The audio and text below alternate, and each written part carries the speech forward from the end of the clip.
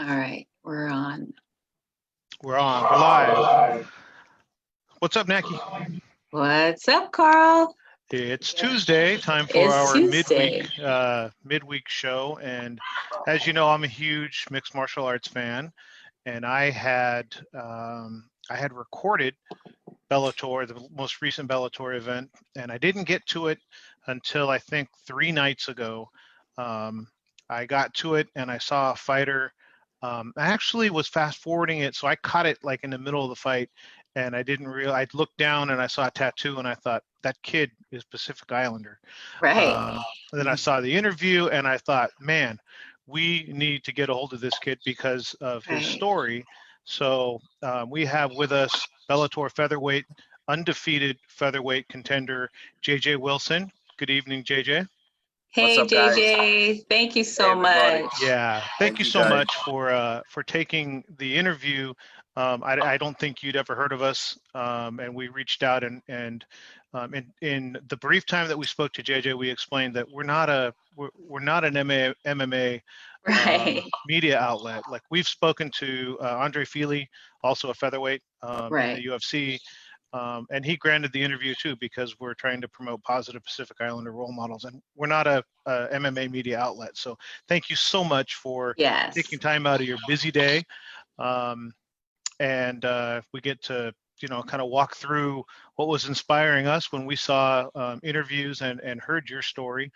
But just kind of walk us through how you where you grew up and how you ended up with MMA as your passion. I think it started with Brazilian Jiu-Jitsu, but kind of talk us Yes, through that growing up, and then how you found MMA. for sure. So first off, thank you guys for having me on your show. It's awesome to be to inspire other people to do what they love. So that's why I wanted to come in here and help other Pacific Islanders get out of the ruts that they could be stuck in. So basically, I started off with Brazilian Jiu-Jitsu at Oliver MMA when I was 15 years old, about 1 month before I turned 16 years old. I wasn't very good in school. I wasn't a great kid. I left school at the first year of high school. And, I was making a lot of mistakes until I found Brazilian Jiu-Jitsu. And when I found Brazilian Jiu-Jitsu, like I said, 1 week before I turned 16, I fell in love with it straight away. I finally got exposed to better role models, good role models that pointed me in the right direction. And from there, I spent about 1 year where I wasn't taking Brazilian Jiu-Jitsu that seriously. And I was still competing, and I was also fighting. I had my first mixed martial arts fight as an amateur, which I won in the first 30 seconds. I didn't really take it that seriously until I lost the jiu-jitsu match. And then when I lost the jiu-jitsu match, it built a lot of fire in me. And I was like, okay, I never want to lose again. I don't want that to happen again. And it made me really focus. And that's when I decided that I wanted to do mixed martial arts for the rest of my life. So was that, I know a lot of Pacific Islander parents they can be very traditional. They want you to be, a doctor, a lawyer, somebody that's got a normal 9 to 5. So if you're talking about being an entertainer, being a musician, sometimes even being an athlete, that's not really well received because it's not something that people understand. How was that received in your family when, I guess jiu-jitsu is kind of seen as fighting? How was that seen with your family? At first, I have a weird kind of family tree. What happened, I was kind of fang-eyed. So I was adopted into my auntie and uncle.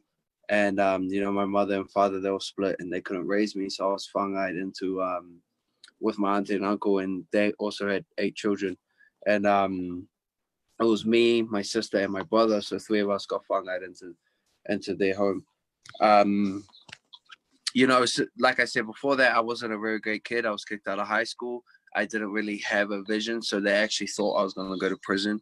They actually thought I was going to be a drop kick or deadbeat. And so when I managed to do things to turn my life around, they're actually really happy and proud that I wasn't going down the path that I was going down. You know what I mean? Mm-hmm. So at first they weren't really supportive of it, and a few were, because they were thinking, oh, you're just doing this because you want to be a tough guy. And then after a while, they saw the potential that it had and how it was affecting my lifestyle and how I started to change and be a better person and start to do good things and get a job and focus more on my goal. That they're more supportive because they saw how positive it was. Yeah. How did you find jiu-jitsu? Actually, my friend was training Brazilian Jiu-Jitsu. He actually bought me some food one day, and I was like, "Oh, I'll pay you back." And he was like, "No, don't worry about it. Just come and train with me." And I was like, "Okay." So the next day, I went to the gym with him, and then I never left. You loved it. That's Exactly. awesome. That's Yeah. Nate awesome. Diaz tells a similar story about he'd get a burrito or something if he went to jujitsu practice. So he just kept going because, you know, he wanted something to eat, and then he fell in Exactly. love with the sport. It's pretty much the same kind of story. Yeah. Yeah, I mean, it's and it's amazing finding your passion. Just kind of puts, you know, other things in perspective, and then you start pushing towards, you know, what's important for you. It's interesting that the loss was really, you know, a big piece in your growth. Did you feel like you were kind of just naturally good at it and weren't expecting the loss? Was that kind of an eye opener, or when you say the loss kind of put a fire in you? Kind of walk through that. Because so that was back probably when I was still like 15, 16 years old. I was really young. I was winning all the tournaments that I joined, and I won some MMA fights and a kickboxing fight. And I wasn't really I was like, whatever. I was still going out partying with my friends and doing messed up things. I didn't take it seriously. I didn't think it was gonna be like a future. I was like, I'm doing it because I enjoy it and it's fun. Yeah. And then when I lost, it wasn't fun. Yes. And I realized, like, okay, I lost not because the guy was better than me. It's because the guy is more dedicated than me. The guy was more focused. He was at training. He wasn't missing trainings. He was more focused than I was. It wasn't because he was more talented than me. We both had the same talent. It's just he trained harder. I got gassed out. I was tired. And I was in the finals and I got second place. And from there, I was like, I never want that to happen again, because I felt like I could beat him. But he just managed to beat me in the last minute because I got tired. And that really like changed something in my mind instantly, because I was like, the difference between somebody that's at the top and someone who's at the bottom is just how much they worked. Right. The person just worked harder than me. That was it. And I realized that, and I was like, I have to work hard. And for me to work hard, I have to take all these sacrifices. I have to sacrifice time with my friends. Sometimes I have to sacrifice time with my family. My birthdays, I ended up a lot of like 3 or 4 of my birthdays, I was actually competing on my birthday. And it's like I learned that you have to make sacrifices if you want to win. Right. And mixed martial arts. And then I learned that that's basically with everything in life.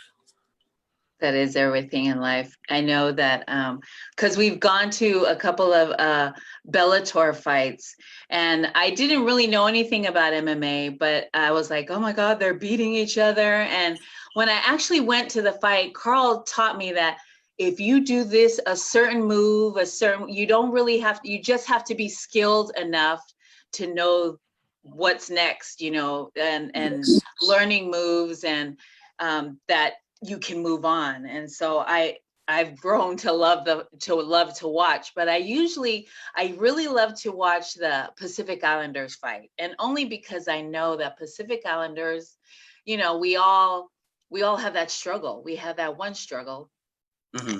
And I'm so sorry to hear about the loss of your sister.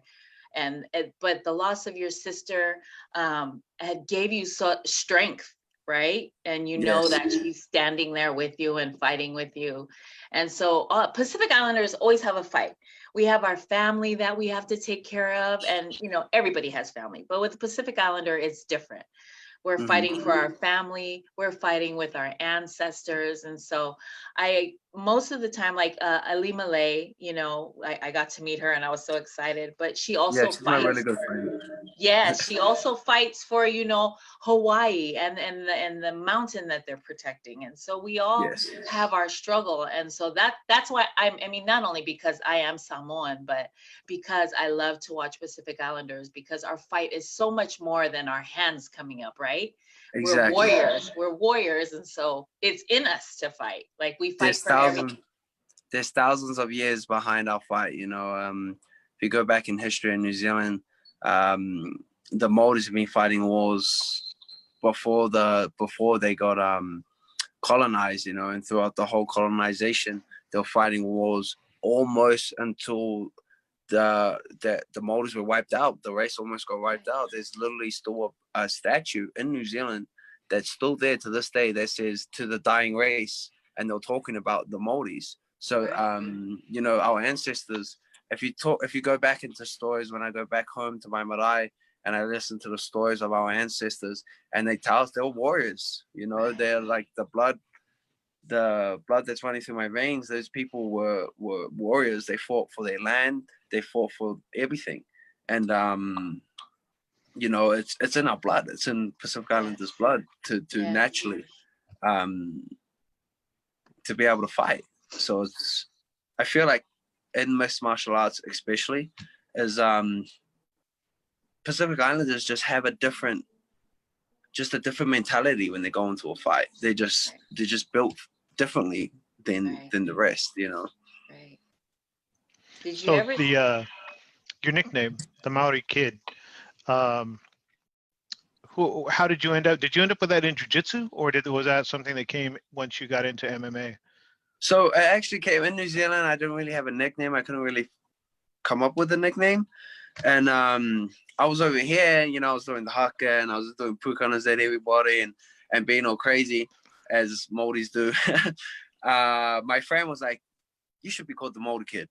And I just rode with it. And I was like, that's going to be my name. It fits perfectly. Because I'm real like childish sometimes. I like to make jokes and kind of be a kid sometimes, you know what I mean?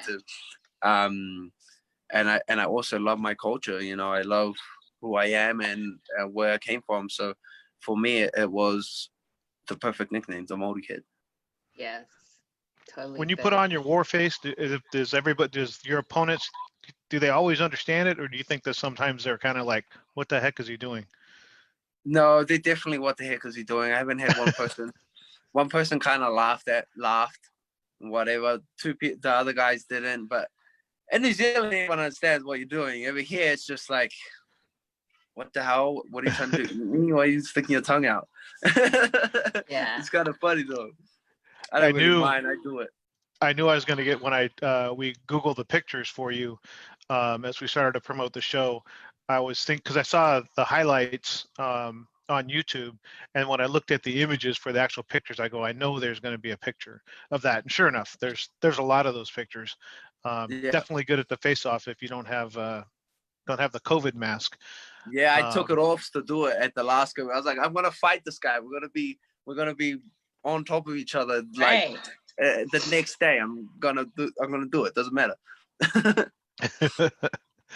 I always think that I'm going back to warriors, but we're Pacific Islanders with the fighting. I always think of the Maori people as the beginning of our warrior stage, because if you notice, everybody does the haka. You know, no matter what island you're representing, everybody represents. Do you ever see outside of Pacific Islanders peoples? Because I've seen people do the haka and other Samoan dances who aren't Pacific Islanders. Does it crack you up, or do you like, hey, do you understand what you're doing? Do you? So since I was in New Zealand, we actually have Pacifica every year, and I went there every year growing up. You know, from a kid, I went and watched all the performances. So Tongans, they have their own version. Samoans, they have their own version. So it's kind of the same, but they've changed it. You know, they use their own words and their own actions, which is really cool. But when I hear someone saying a Maori haka and I can hear the words that they're pronouncing, I ask them then, like, hey, do you guys know what you guys are saying and doing? Right. Because I know the difference in between like Samoan, Tongan, and Maori. The language is completely different. So I don't think anyone should be saying a haka if they don't know what they're saying. Right. You know what I mean? That's why I went to Pacifica and I love watching the Samoans perform and the Tongans perform, and I love watching the Maori groups perform as well. But that's the only thing is I just want people to understand when they do the haka, what haka they're doing and what they're saying and what it means and the heritage of the haka, because every haka comes from a tribe in New Zealand, and they all have their own meaning. Usually they're talking about how they took over that land, or it's a story about their chief, or it's a story of courage, or you know what I mean? So I think it's important if you're going to do it and you're going to do a Māori haka, you got to know which one you're doing and what it means. Yes. Yeah. That's been a big topic. Well, not that, but the tattoo, the pe'a, and the malu, the Samoan tattoos, has been a big topic of conversation with the Samoans in that, you know, why you shouldn't get that tattoo if you're not Samoan. Yes. Is it similar for the Maori culture with the dance, or if somebody is not Maori and they get the specifically Maori tattoos, does that to your culture, is that offensive when you see your designs of your culture on a non-Pacific Islander or a non-Maori person? For me personally, no, because they're spreading our culture. You know what I mean? They're embracing our culture. They love our culture so much that they're willing to put our designs on their skin. So I take it as a compliment. But there is some Maori that get offended by it.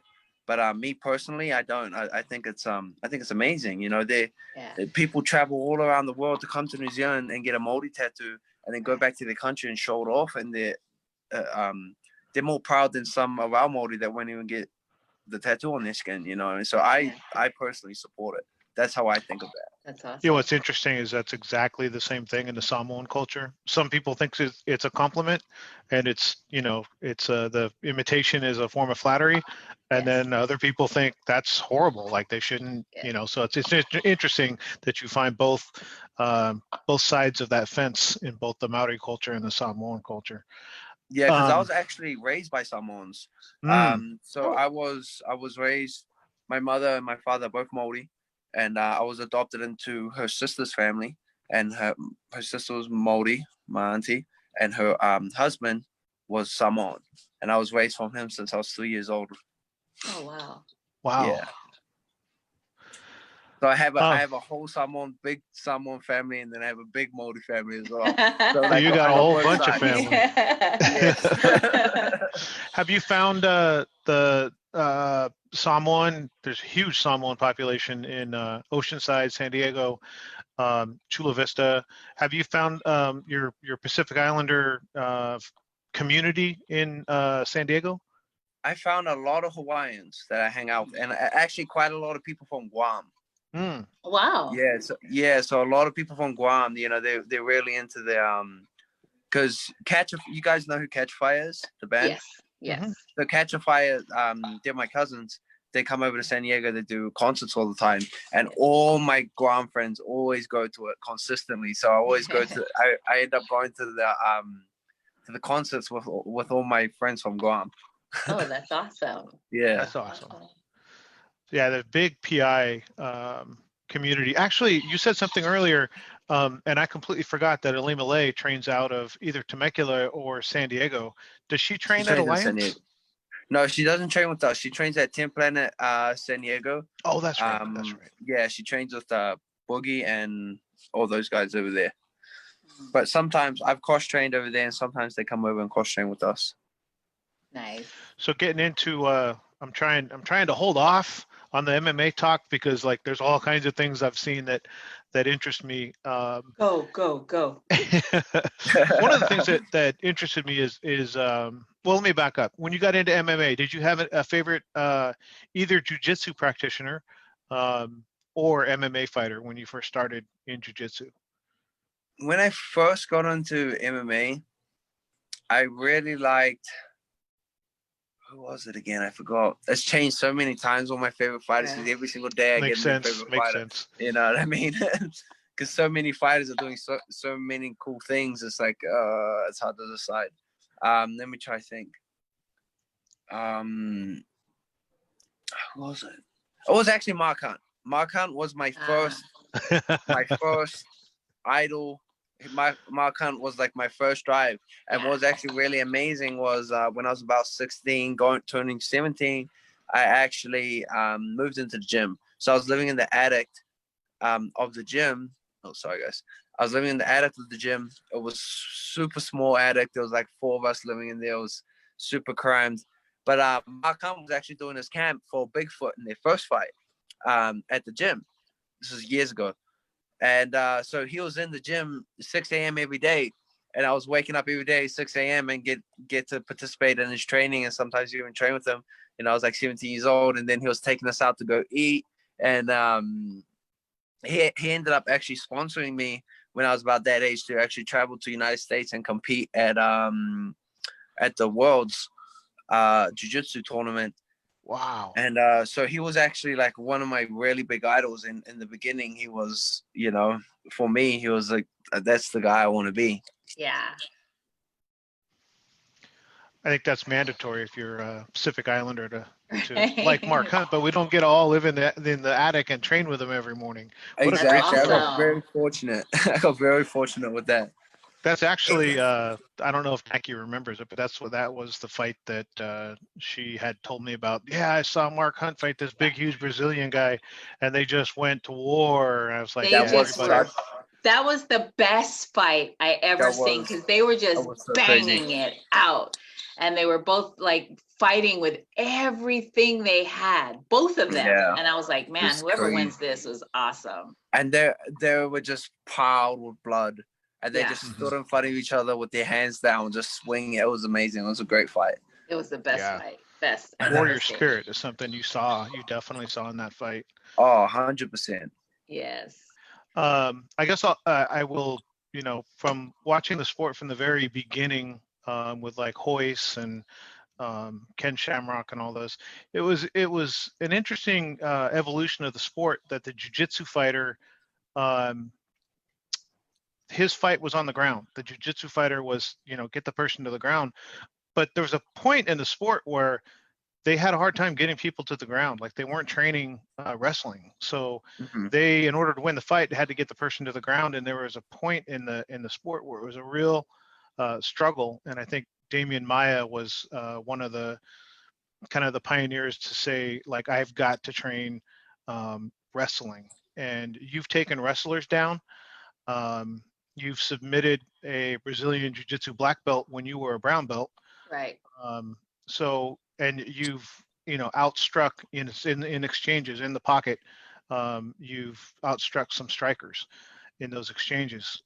What got you? You're really well-rounded. The takedowns, taking down a known wrestler is not an easy task. No, it's not. So where did you get? And I know, I see the lineage in Alliance, and I know the coach. You know, I know the coaches' names, but talk about your evolution to not just be and I'll kind of two careers with Damian Maia, not just be an early career Damian Maia that can't get the fight to the ground. You have multiple tools in your tool belt.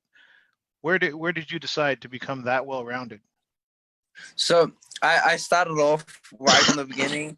I knew that I wanted to be a fighter, and I said to my coach the first day I walked in, I was like, as everyone does, everyone walks into the gym, they go to the fighter, they want to fight.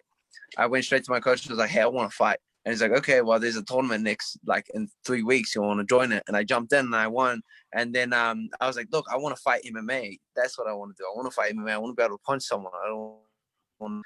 And so we're just doing jiu-jitsu. I was only doing jiu-jitsu, and he signed me up for an MMA fight. So I had my first MMA fight with no striking, no wrestling, and only jiu-jitsu. I went out there and I did my first sparring session, my very first sparring session ever. I went in, he brought in kickboxers that had around 10 fights. It was the pro training. He told me to go to the pro training. So I went to pro training and I got dropped. I got slaughtered from all these kickboxers. They beat the crap out of me. And I was like, damn, the next week I fought MMA and I finished them quick. And I come back and then I was like, dude, I need to start striking. So that was a quick little wake-up call. It was about 6 months in. I was like, I need to learn striking. So there was a striking coach there. I started doing kickboxing with him. And within the first lesson, he goes, hey, I want you to spar with him. So I sparred with this guy. And he goes, how would you think about fighting in 2 weeks? And I was like, okay. So in 2 weeks, I fought kickboxing. My first ever kickboxing fight, like padded. And then I fought. And then after that, he's like, hey, how would you feel like fighting 2 weeks again? And then I was fighting a lot of kickboxing, like every 2 weeks for about a whole beating bouts under me. And then after that, I was like, I want to stop fighting kickboxing. I want to focus more on MMA.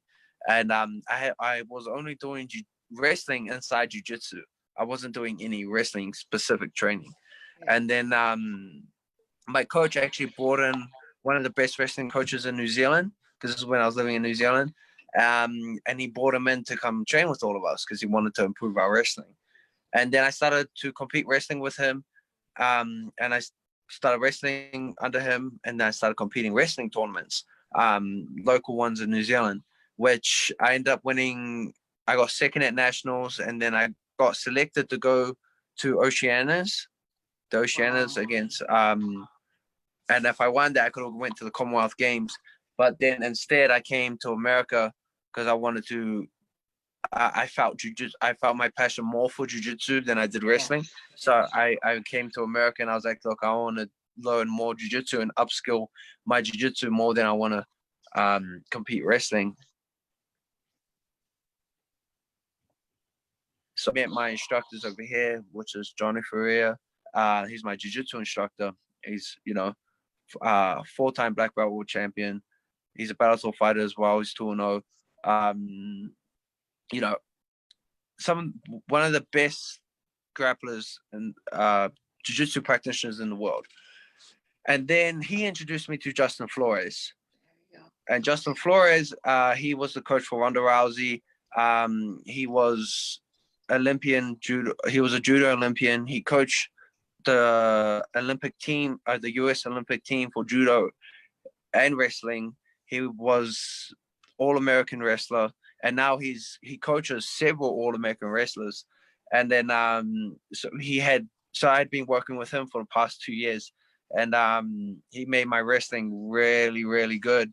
And that's why a lot of people were surprised when I took that guy down. He's the NCAA champion, and I took him down. So everyone was surprised, like, how the hell can this guy take down a Division I wrestler?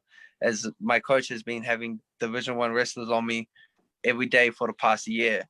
Yeah. So it's like I got used to being in there. So I kind of always made sure that I was in all aspects, That's awesome. And that's your not your niche, but now you're teaching. Are you still teaching? Yeah, classes? So I teach 2 classes a week. I mean, I teach 2 days a week. I actually teach in Ramona. And I drive out to Ramona. I teach at my friend's gym. I've been teaching there for the past 1 year and a half. Do you like teaching? Well, let me ask you this. Did you find it difficult to, I'm assuming you're training adults, so to teach classes with people that are a lot older than you? Was that an odd dynamic for you? No, for me, I started teaching in New Zealand, actually, when I got my blue belt. So I've been teaching pretty much for like 5 or 6 years. So I've been used to it. I actually really enjoy teaching because it reiterates the facts that the techniques that I'm teaching, and I have to reinforce all my techniques I'm teaching correctly, because obviously if I show them a technique and it's not working, it's going to be exposed. Right. So I have to when I'm teaching, it makes me remember all those little details that I may have forgotten, because a lot of times when you're practicing, you tend to use more strength and forget the technique. where it should be, you should be using the technique instead of the strength. So when you're teaching it, it makes you remember all those little details then as if you're training all the time. So I think teaching actually really helped me a lot. It made me remember the techniques a lot better. Right. That's awesome. I Yeah. love that.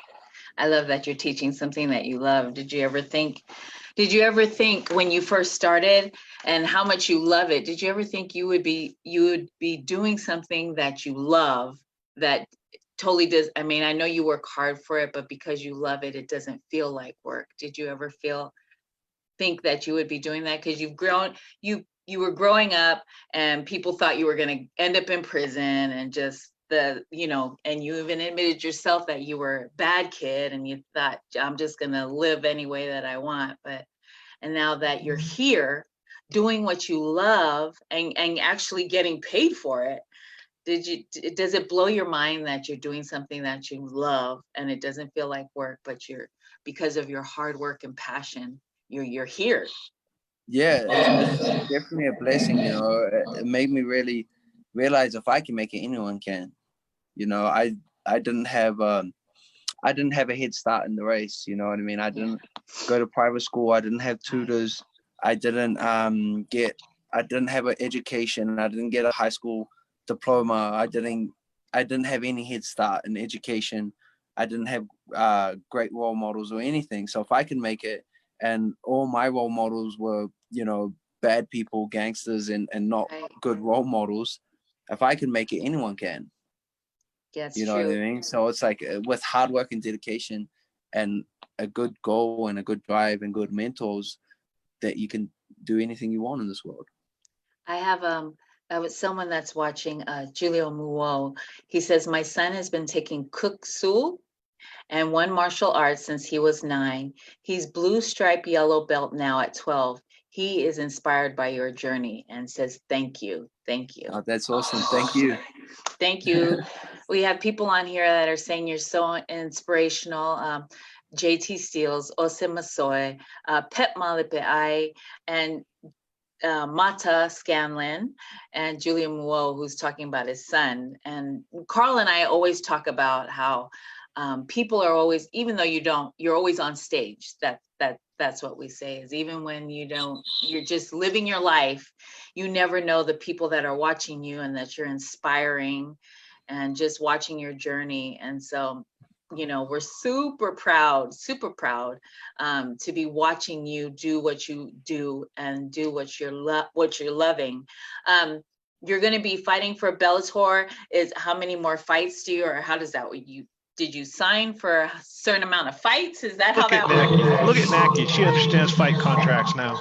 Yeah. So I have 3 fights left on my contract with Bellator. So so after my next 3 fights, we'll be renegotiating and figuring out what to do from there. Awesome. And do you know where because Bellator, they have a lot of fights here in Northern California in San Jose, because Scott Coker is from the Bay Area, San Jose. Will any of your fights be here? Do you know? So from right now, I have no idea, just because of the COVID. Yes. So as far as I know, they're just doing fights in Connecticut right now. That's right. And there's no audience, just currently. But when this pandemic is to the side, I guess that when they'll be allowing crowds again, they'll most likely be in San Jose. They usually do like 2 shows a year in San Jose, 2 shows a year in California, in San Diego, and then like 1 show a year in LA. So I'll definitely be fighting down there as soon as this is over. Pandemic is over. Yeah, because we wouldn't show up and drop your name and come interview you and go all crazy if you ever. We don't do that. Know that we're gonna do that. We're gonna do that. We've been at the last couple of fights, cage side. So I love that happened. I actually fought in January in LA. Did you guys go to that one? In LA? Yeah. No. This year, just before the COVID hit. Oh, No. no. We usually go to the fights in San Jose, and that's Oh, because okay. JT Senadora, who is with Rhythmic Catalyst, he's involved with Bellator and Scott Coker, so that's our in. Oh, that's That's our in. awesome. Yeah, yeah. So yeah. I think a lot of people don't, you know, I think, in my opinion, the toughest weight divisions in MMA are 145 and 155, because I think, you know, you look at the size of the average male, is probably 170-ish, 175 maybe, but that means you're cutting to get to 145, 155. So, Yes. I mean, the talent that's in 155 and 145 is just crazy. Phenomenal. It's hard to get into the top 20 in at 145 and 155. I don't think enough people really appreciate what goes through a weight cut. You kind of hear the words on the broadcast, you know, oh, he cut down from this, or he walks around at that.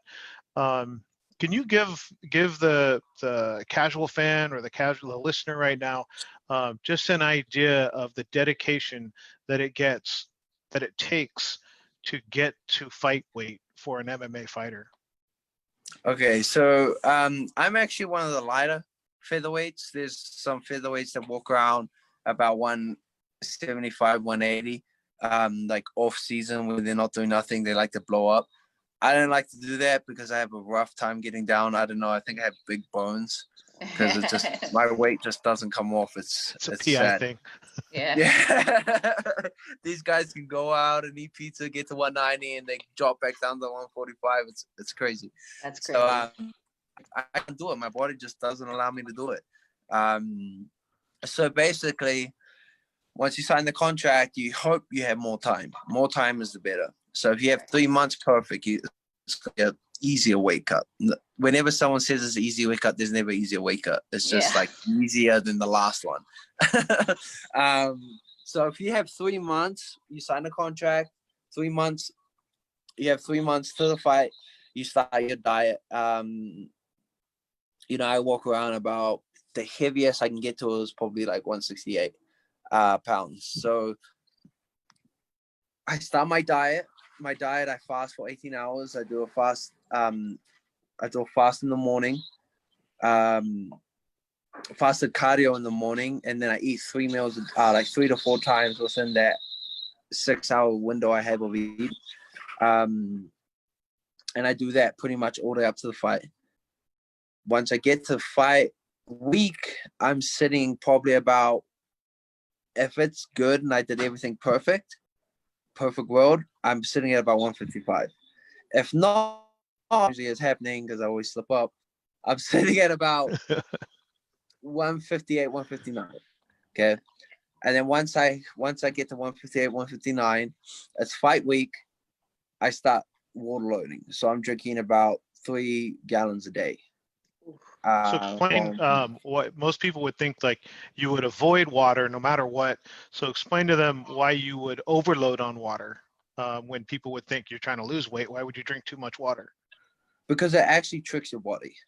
So now you're gonna be going to the bathroom. You're gonna be taking a piss like 20 times a day. Right. And it's gonna push all the water out, and you're actually gonna drop weight. So about a week and a half before, 2 to 3 gallons of water, just chugging it. For like Sunday, Saturday, Sunday, Monday, my weigh-in's on Fridays or Thursday, Tuesday, and then on Wednesday, after weigh-in's on Friday, on Wednesday, I'll go down to 1 gallon. And then on Thursday, I'll go down to like half a gallon. Or no, yeah, half a gallon. And then my weigh-ins in the morning, I'll stop the water probably around like 10 p.m., depending what time the weigh-ins are in the morning. If the weigh-ins are 9 a.m., then I'll stop them at around 10 a.m., 11 a.m. And then when it gets closer to nighttime, depending on how my weight is, usually I'm sitting around I do a cut on Wednesday. I do about 4 pounds in the sauna on Wednesday. Then I sleep, wake up on Thursday, drink a tiny bit of water, cut it completely on by 10 a.m., no water. Then when it hits about 6 p.m., I start cutting again. And I'm sitting at about 152 or even lighter. If I'm lucky, I'm 149. And then I cut from there down to 146. Jeez. So I will sit in the sauna for as long as I can. I do increments. So I do 20 minutes in, 20 minutes in, 10 minutes out, 20 minutes in, 10 minutes out, and just in and out, in and out. I got sweat shirt on, I got a sauna suit on, and just basically suck all the water out of me. And then in the morning, jump on a scale, and then I can rehydrate. Yeah. Yeah, I don't think people understand the true science there is and how well fighters understand their bodies. That they know exactly at what time they need to be what weight, or they're in trouble, or they're just in for a more painful cut, or they're just right on target. And to hear fighters talk about, by 3 p.m. I need to be X amount. By this time I need to be, down to the hour and the, the ounce. And then your goal weight for a non-title fight is 146. So your goal, you try to get to that. How many hours before you step on the scale do you want to be at your goal weight? I want to sleep at 147, wake up, and if I'm over by like 0.2, then I just like put all the hot clothing on and just go for a little jog and jump on. But I want to be 146 flat. You don't want to be under. You know what I mean? You just want to be 146 flat. Right. Dang. Very interesting. After you Sometimes, make weight, yes. after you make weight and you're done with cutting, what is the very first thing you eat when you're good? Wait, is that after the fight or after the weight? Both. So answer both. Yes, after you both. after you make weight, you're guzzling water, I'm sure. But so what's the first meal after you make weight, and then what's the first after you won your last fight? Then what did you go eat? So this is an issue a lot of fighters make. It's a problem what they do. They weigh in, and then they grab a gallon of water and they chug it. Yeah. You're now going to puke. Yeah. Because you haven't had anything. Your stomach has shrunken. Yeah. You cannot even eat that much, and you can't chug water like that when you haven't had water. Your body just rejects it, and you're actually going to get really sick, and it's going to be bad. So we have guys that break it down and everything. So basically, I have these shakes with rehydration stuff in it, and I'm sipping literally like bottle cap, like slowly. Wow. Yeah, I'm sipping like by bottle cap each time for like 30 minutes till I finished 1 liter, and then I can have a little bit of water, and then I have to finish another shake, and it's a 50-minute increment. Just so if you don't do that, your stomach's gonna get really, really bad. And then I actually eat baby food, like baby food, like the little the bottles. No, the like crackers, those little baby food crackers. Oh yeah. And dates, and like rice cakes, like carbohydrates, to try and get my digestive system back. Because if you just throw it all down, you're gonna puke, and your stomach's gonna be upset for like a whole week, and then you're gonna show up on fight day and be spewing up, or just need to go to the bathroom 24/7. Right. So it's really, really a science to even put the weight back on. Wow. And then after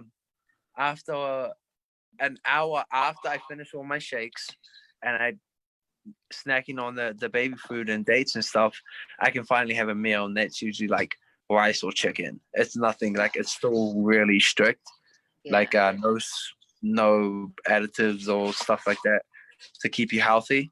But then when the fight's over, it's all on. I'm calling Uber Eats. I'm ordering like 50 different desserts. I'm calling room service to like 1 a.m. Like, hey, what can I have? Some burger and some fries? Like, I'm the worst. After the fight, it's like I got ice cream. I got all different types of desserts. I got burgers. I got pizzas. it's the best night of my life, and that's how I party really. After my fights, that's how I like to celebrate. Just eat everything. I just have like a buffet of food in my hotel room, and I just eat till I can't eat no more. That's awesome. I wish I could do that. I wish I could We just do that without all the cutting. That's the right. That's a daily for me. I knew Nackie was going to get to the food. What do you do after you win? Yeah. When's the last time you've been home? Actually, I went back home right before this hit. Oh. So right before COVID hit. So I had a fight in January, and then right after that fight, I went to New Zealand and went on vacation. I like to take a vacation after my fight to bring myself back to earth. Yeah. So I went to New Zealand, went back home for a month. I took my partner there and showed her New Zealand and my culture and everything. She loved it down there. I saw my family and everyone. It was awesome. Yeah. That's awesome. Nice. What is your favorite food at home? My favorite food is definitely like favorite food or favorite meal? Your favorite food that at home that you can't get here? There's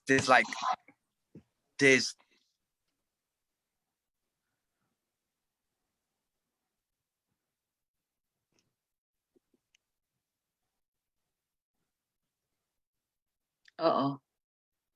so bad for me, but it's amazing. Ahangi. I think you guys ahangi, like you cook the food on the ground, like a pork, a chicken, potatoes, stuffing. It's amazing. It's delicious. And fried bread. Fried bread? Fried bread. Fried bread. Delicious. Oh, actually, I can keep going. Yeah. The seafood in New Zealand is amazing too. Oysters, fresh oysters. Oh my God, right? Fresh mussels, fresh kinners. Like, the seafood there is amazing. I love it. I'll keep going if you talk about food. I think all Pacific Islanders is obsessed with food. Yes, that's me. We were and I'm not supposed even to go to New Zealand this year to see Lisa from Fresh TV. What? Oh yeah, I know you're talking. Yeah, Fresh TV. She's with Fresh TV. We had her on the as one of our role models, and she was like, "Hey, just come down, hang out, see the studios," and COVID messed all kinds of things up. I mean, oh my gosh, I was dying to get to New Zealand this year, and then COVID messed us up, and so as soon as this is all over, we're everywhere. Yeah, I know. They completely shut down the border. I got really lucky. Yeah. 2 days after I left, they weren't allowing any citizen to leave New Zealand. Wow. I was like, that was lucky. Because I live in San Diego now. I'm based out of San Diego. So nice. I was like, I would have been screwed. I would have just been stuck in New Zealand. Like, yeah. I have dogs. I got rent to pay. Like, I got all these bills I have to pay back in San Diego. I'm gonna be stuck here. I'm like, oh no. I have to say though, the Prime Minister there did an amazing job of keeping COVID-19 at practically nothing right there. So right in the beginning, she did a good job at locking everything down and stopping the virus. But then, there was 0 cases. So she started to allow sports events, everything to go back to normal. But then she allowed these people to come in that had COVID. So it was like, the politics there is up and down, I don't. It's sometimes she does good, but then I don't really know. Yeah, it's like all politicians here. It's like all politicians here. But I know that she locked everything down to keep the numbers very low, and so too bad. She got it down to 0, which was good, but then she let some people in, which to go to a funeral, she let a plane in to go to the funeral, and that brought some people with cases, and then it spread, and I don't know. Yeah, the numbers going. What have you been doing to keep yourself busy during the pandemic besides your fight? So Are you staying home? Can you hit the gym? yeah, yes. That we opened the gym, so I've been training again. But we had a small group of team that we're keeping it real tight, and we keep training through because we knew that fights were coming back eventually, Yeah. and the UFC was still going on, and we knew that we're going to get a call up, so we just keep training. For me, it was just a little different, just because we're training in we weren't training at the gym, we were more training at each other's houses, but we kept it really in between just us. Awesome. You know? Good job. I know Good that job. when we interviewed Andre Feely, he made the same comment about the weight cut. He said, just stay in shape so that I can say yes if they call. Exactly. Because you can always say yes and then maybe miss weight or, or just be too exhausted to really fight. He said that the key is to stay somewhere within striking distance of your weight so that you can Yes. say yes and still be able to fight. So that's, I think that's a big part of the sport that people don't understand from a business standpoint is staying in shape and not blowing up like you're saying. There's some fighters that Conor McGregor, the big names, John Jones, they can blow up to whatever they want, and then they can sign the fight, however months out that they want and have a full camp no matter what. The up and comers, they've got to be, within striking distance of their weight. So that's a big thing. You aren't just winning; you're winning by submission. I think this was your first decision, and that is what turns heads. It's not necessarily that you're undefeated; it's that you're exciting. You're going for finishes, and you're talking about it. How long until you think that you're ready for a shot at the Bellator title? So, I'm taking my time. I'm still young. I know that my body's still developing, so I'm in no rush. Good for you. For me personally, I come out with everyone I fight. I like to come out and look for the finish. There's a lot of fighters that like to come out and they look to win. You know what I mean? I like to come out there and try and finish. If I get finished in the process, at least I was trying. Yeah. You know what I mean? I don't want to go out like one of these fighters that is just going out there to win. My example of a fighter is like Cowboy Cerrone. He will take any fight at any time, and he goes out there and he doesn't care who you are, and he will throw the kitchen sink at you. You know what I mean? He's not afraid. He just goes in there. He's like he's a cowboy, so he doesn't care. I love his lifestyle. He's got the best lifestyle. He's got his horses.